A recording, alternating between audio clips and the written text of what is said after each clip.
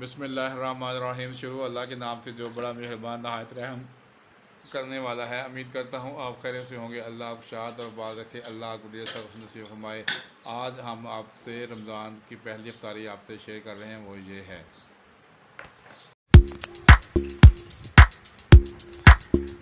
पकौड़े, सलाद, लस्सी,